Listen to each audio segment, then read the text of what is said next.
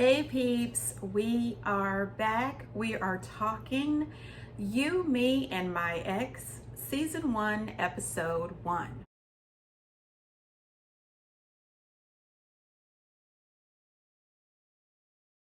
Okay peeps, now listen.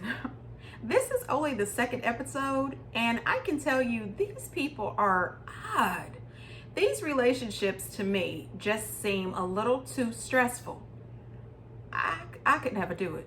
You know what I mean? I need a clear-cut relationship. You know, it's you and me. You and me. I don't want to be bothered with your ex's best friend, your ex's cousin down the street. Like, I don't want to be bothered. These people are just odd. Odd. Anyway, let's get into the show. So the show starts off with Kay, Jerry, and Jessica. And we talked about them last episode. So we already know that Kay has moved in with Jerry and Jessica and their children. Odd. And the closet wasn't an ideal place to sleep. But I thought by putting her there that I'd have a chance to maybe, slip away at night and sneak into the closet. Are you serious? I don't get these people. So what happens is Jessica comes up and she says she's going to get the kids ready, as if that's not something that they already do every morning. It seemed to me that she made it her business to interrupt Jerry and Kay so that she could get center of attention or something. I think that Jessica is really vying for all of Jerry's attention. This is not going to work. So she comes in to let Jerry know that she's going to be getting the kids ready. She's making the children's breakfast. And Kay thinks that it's open season for her to put in her breakfast order. She lets her know that she'd like a little scrambled eggs with some salsa. Jessica says, no ma'am. The kitchen is open for you 24 hours a day. You can have whatever it is that you want in there as long as you make it yourself. And I don't blame her. I'm not here to work for you, hon. I'm just saying. Now, Kay turns out to be a little odder than I thought she was. She has set up alarms on her phone for every detail that she needs to handle. Stuff that regular people can just do without having an alarm. So she has an alarm that goes off at 4 o'clock in the morning to let her know that it's time to wake up, which is normal because, we all could use a little alarm. But then she has an alarm that goes off at 4:30 to let her know that it's time for her to meditate. An alarm that goes off at 6 o'clock to let her know it's time for her to take a cleansing bath. I don't know what's the difference from a cleansing bath and a regular bath that you get clean from. I don't know. Then she has another alarm that goes off at 6:30 that lets her know that she needs to wash her hair. Then she has an alarm that goes off at 7 o'clock that lets her know it's time for her to eat breakfast that Jessica is not about to make. Then she has another alarm that goes off at 7:30 a.m. to let her know that it's time to brush her teeth. No ma'am, not when you are staying down in the communal basement and the room is next door to one of their children. And no ma'am, you are not gonna wake these kids up all day and night with your alarms. Put them on silent. It's a lot. These people are a lot. Jessica makes it very clear to Jerry, she wants to know, is she a guest here or is she living here? Either way, I am not her housekeeper. I am not the maid. I will not be making her breakfast. And is she going to contribute to this household or is she just going to be sitting here doing nothing? And Jerry comes back with a big old, I don't know, I'm getting around to it. Really, buddy? Really, buddy? At this point, if I was Jessica, I'd be ready to throw Jerry out of his own place. Jerry, you and Kay, you're out. I mean, seriously, Jessica can be upset if she wants to. She has options. Ma'am, you don't own the place. And you were supposed to only be there until Jerry recuperated. You can move. This is a lot going on. If I was her, I would have a conversation with Jerry. The 21-year-old, he can stay. But maybe me and the 3 younger kids need to get our own place. This is very awkward. I personally think that Jerry should be ashamed of himself putting these 2 women in this house like this, knowing that they were not going to get along. They are just, it's not meshing easily.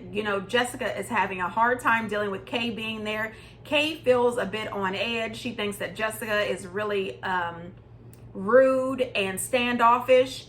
And Jerry is just sitting there with a big smile on his face as if he's oblivious to everything that's happening. So they have game nights. It's a regular thing that they do with their kids. They always have game nights. And everybody's downstairs in the basement, Kay's room, and they're all ready to, you know, play some games, get some family fun time together with the new woman of the house. And Jessica's upstairs in her room pouting like a baby. I'm not going down there. I'll go down there, but I'm just socializing with the kids. I don't want to talk to her. I'm just not ready for this. Girl, now stop. Okay, this is a family thing. Remember earlier for breakfast, you had to let him know that you were going to be in the kitchen making breakfast for the kids. And oh, I sure could use your help, Jerry. If you could just come in here and help me out a little bit in the kitchen. Oh my God, I mean, serious. Girl, you can't scramble up an egg alone. It was just a lot. She was doing a lot. Jessica makes this comment that the whole family did not agree to date Kay. And you're right, the whole family did not agree to date Kay.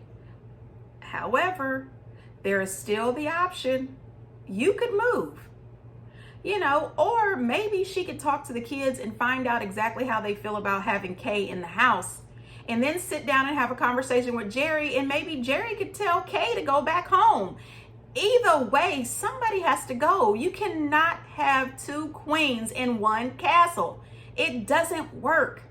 Now, what happens that I think is really odd is the very immature Kay takes a mature stand. I mean, I don't know. I'm just like really focused on the kids. Basically, I was just asking because I don't want to feel like I'm new to the situation, you know. And I really, really like Jerry, and I want to bond with him. So you probably are used to like the way things go in this house, and then I butt in, and it's just like, so as I felt like we didn't bond, and there was no communication. So If she wants to bond with Jerry, she can pull him aside and they can do their thing. But she and I do not need to bond with each other. she was very standoffish. And then the fact that I put her on the spot and gave her the opportunity to tell the truth about that, you don't do that. Jessica, she was still acting immature and petty. Well, daggone it, at least the girl tried to be cordial. She tried to come to you with some kind, gentle words. It was more than what she was given that first episode. I don't know. But I tell you what, I don't think they're going to make it to the end of this season. I think that somebody's going to get out. Jerry could be living out back in that cabin. I'm just saying. Then they introduce us to another group of crazy. Lauren, John, April, and Roy. So it seems that April and Roy have 3 children. One of the children is April and Roy's together. The other 2 kids belonged to April before she married Roy. They were with her first husband.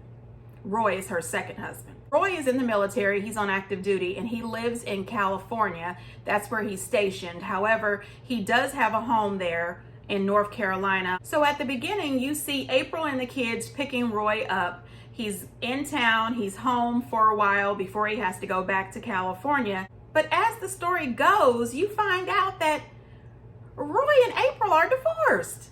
April has married John, who was the next door neighbor.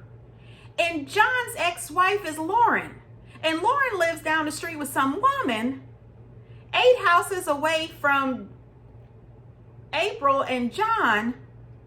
And then there's another house 1 door over that belongs to Roy. However, Roy and April still own the house that April and John live in. Oh my God. April and Roy still have accounts together. April and Roy still do a lot together, okay? And I said, now what man is okay living with his wife in a house that's owned by her ex-husband? She's picking this dude up from his military service. I mean, it's crazy. I guess when Roy was stationed out in California, she decided to stay in North Carolina so that the kids can graduate high school and, you know, not have their lives interrupted. And then John, who was living next door with his wife, Lauren, they were having some sort of marital issue. So he decides he's going to start cutting April's grass. Well, cutting her grass turned out to him being her man. Oh my God. I don't think so. So what happens is she divorces Roy. John divorces Lauren. Her and John get married. No, ma'am. This is ridiculous. Okay. John and April live in their house that is owned by April and Roy. Lauren and her best friend live down the street with her 3 kids that she has with John. However, Lauren, April, John, and Roy, they hang out. Where do they do that? Jacksonville, North Carolina, I guess. I don't think so. You stole my husband. Dude, you stole his wife. And you're living in his house. And I don't think so. It's too much. And then you hear one of April's daughters say that she still has it in her heart for her mama April to get back together with Roy, even though she's married to John. No, ma'am. I mean, the fact that they still own that house together and they have 2 bank accounts together where they are still sharing funds. They talk to each other on a regular basis. They went out together and had matching tattoos done. They spent the entire day together, calling it a date. No, I get every sense that April wants to be with Roy, and she also wants to have John. I don't think she wants to let go of Roy at all. And John has made the comment that he is a little bit jealous of Roy, and he's getting very sick of the connection between the two. You know, John is feeling disrespected. And my thing is this, John, buddy, what you should do is have April sell her part of that house to Roy and buy your wife a house.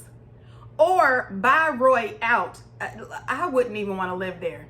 Roy made a family with her at that house. And now you're just living there and Roy owns it.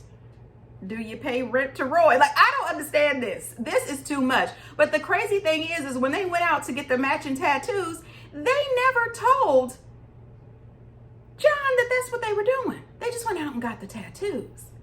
And Lauren knew what they were doing. So what does she do? She comes over and sits on the couch. Her and John are all cozy on the couch. She's waiting for April and Roy to come back so that she could be there and soak it all up. She wants to drink all the tea. She wants to see how John gets ticked.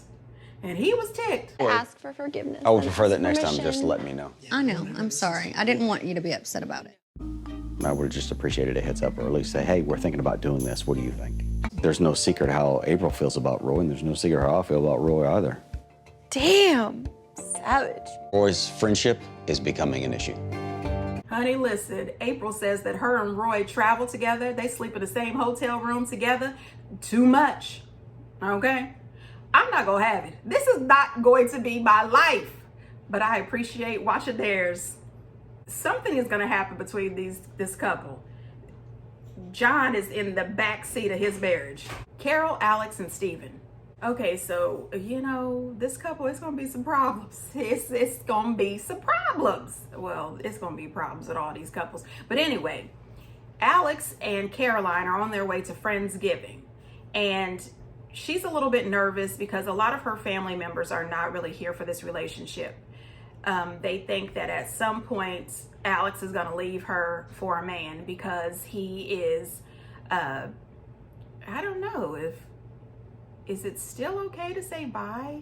I don't want to be disrespectful, but you know, he is a person who just loves the person. It doesn't matter to him what gender the person is. If he loves you, he just loves you. You know, and her family is afraid that one day he's going to leave. It is difficult for my cousins in particular who are gay to understand someone who also likes the same thing, but also likes the exact opposite. Because most gays don't like vagina. Well, you know, after a comment like that, I also would be worried. I can understand why her friends would be a little bit nervous about their relationship, but at the same time, if she trusts him and she loves him, then let her live, let him live, let those people be happy if they really want to be. That Caroline and Alex were dating. You look at Alex and he is clearly a gay twink.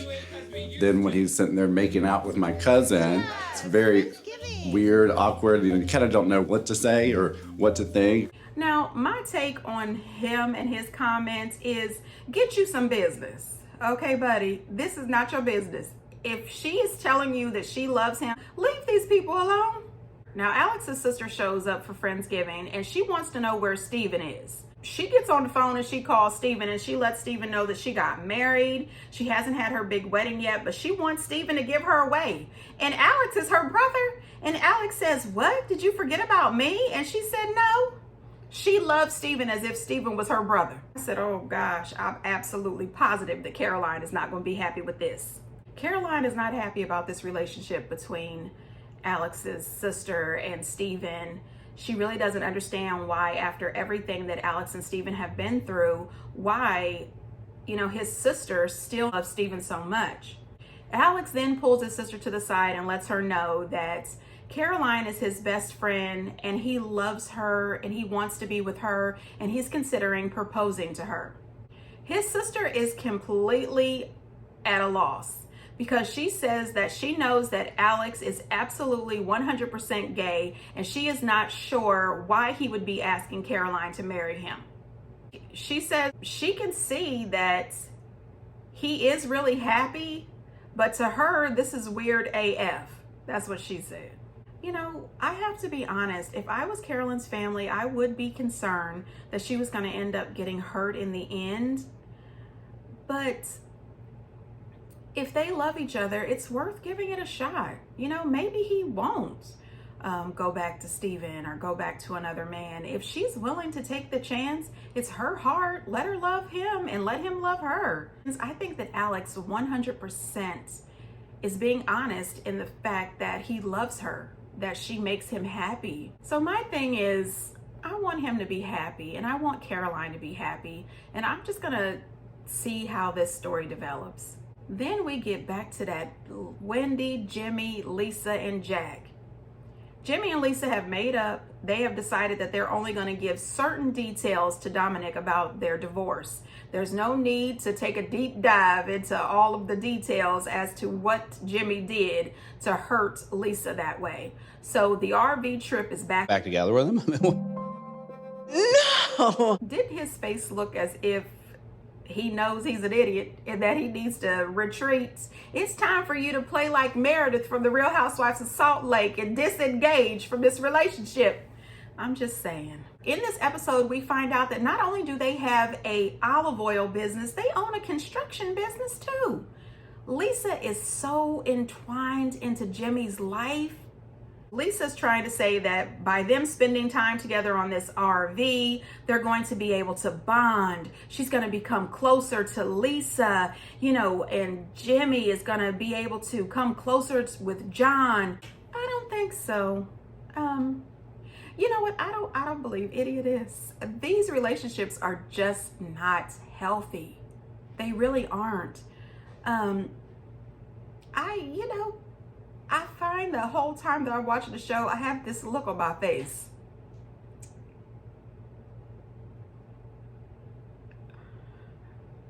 That's what I do. The whole episode, every time, I'm just like, That's me, the entire episode. Listen, I cannot live my life like this. However, I really do enjoy watching them try to live their life like this. I can't wait to see what happens in these relationships. I think it's going to be some problems, especially the one with the Roy and John, Lauren and April. Ma'am, you are not going to be able to keep both these husbands. No, ma'am. But if she is able to figure out how to keep both of them as husbands, I'm going to take notes. No, I'm just kidding. I'm just kidding, you guys. Here I am. Anyway, until next time. Bye.